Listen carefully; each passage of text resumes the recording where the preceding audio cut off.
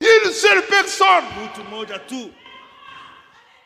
Ça, nous allons le répéter tous les jours. Je me réveille et je dis, Seigneur, la langue, tu dis aucun nom.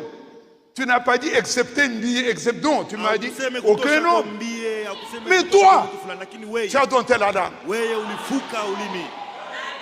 Notre Seigneur a comparu devant Ponce Pilate. Il a comparu devant des souverains sacrificateurs. Et qu'il lui a dit des choses. On a dit que tu as fait ça. On a dit que tu as fait ça. Les choses fausses. Cette capacité-là, il n'a pas vécu pour lui, il a vécu pour moi et pour toi. Donc, si je ne pouvais pas par moi-même dominer la langue, aujourd'hui, le Seigneur n'a pas trompé. Parce que ce jour-là, à Golgotha, il a dit, tout est accompli. Ça veut dire que même la langue, il l'a dominée. Et cette victoire-là, il nous l'a transmise. Il a fait sa part, il reste notre part. Où nous nous voyons en disant, Seigneur, avant de dormir, j'ai fait le tour. J'étais la terre par à 8 heures, là j'étais jusqu'au soir. Est-ce que vous faites l'inventaire? Dès que vous trouvez qu'il y avait Seigneur, pardonne-moi, demain que je ne recommence pas. Il faut que cela soit le combat. Parce que nous combattons dans la victoire déjà acquise. L'amour divin.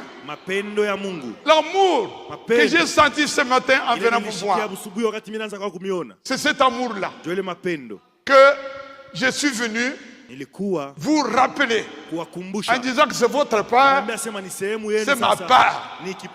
Alors si je mets avec ces problèmes de sorcellerie, bien aimé, je ne peux même pas. Dès que vous citez la mort, la maladie, dire telle personne est née comme ça. Vous voyez ce que c'est fait. Or, les langues des prédicateurs, c'est plein de cela. Pourquoi? Parce qu'ils n'ont pas été rachetés. Amen. Et toi, tu as la victoire totale.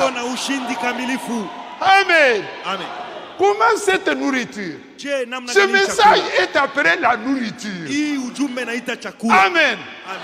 Et cette nourriture, frère Branham me dit, on lui dit, mais une bonne nourriture comme ça. Il y a tant de vous qui avez l'amour de Dieu. Mais allez propager. Il dit, ce n'est pas pour eux, mais c'est pour toi et pour moi.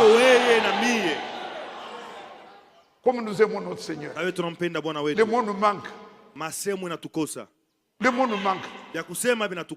À cause de cet amour, nous sommes reconnaissants au-delà de toute mise.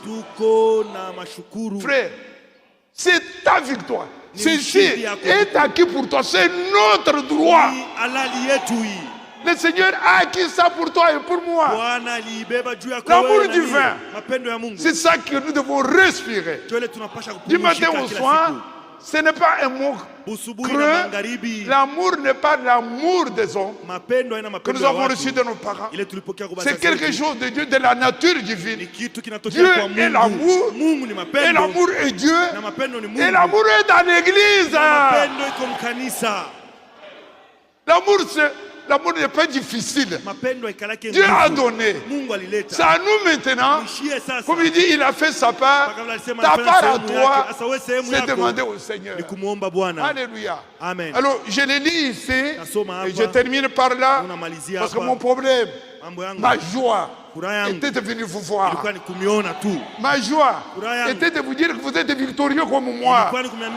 Ma joie était de dire qu'un de ces 4 matins, dis à Kalombo, et mes très chers frères et sœurs, nous allons partir. Qui est-ce qui va partir avec moi? Qui? Amen. Cet amour est placé dans nos cœurs par le baptême du Saint-Esprit. Alors, Colossiens, au chapitre 3, Alléluia, Colossiens 3, Nous allons lire Colossiens au chapitre 3. À partir du verset 12. Et si vous pouviez vous mettre debout, ça me ferait plaisir. Parce qu'en même temps, il y a une prière. Ainsi donc, comme des élus de Dieu. Moi, je vois des élus de Dieu ici. Ce sont des élus de Dieu. Moi, j'étais dans cette ville, j'étais médecin là. Frère,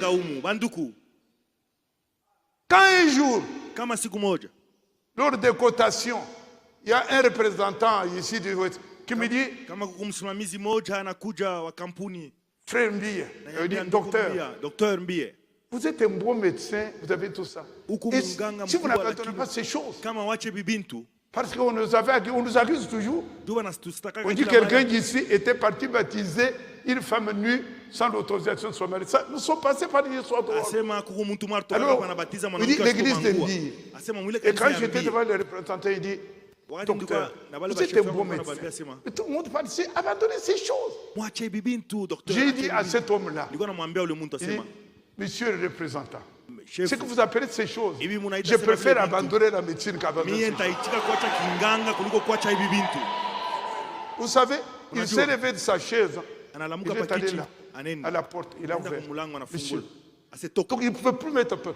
Monsieur, je suis sorti. Nous allons voir à la gratification. Qu'est-ce que les gratifications peuvent me faire? Et aussi quand j'ai entendu dans le cœur, Dieu m'appela pour aller en Bushima, j'ai abandonné ces choses. Je suis parti en Bushima, où j'ai vécu, je ne vais pas vous dire c'est pour le Seigneur. On ne va pas pour s'enrichir. Je suis allé là. Et je suis fier jusqu'à aujourd'hui. Ça, c'était un héritage. C'est un héritage. C'est un héritage.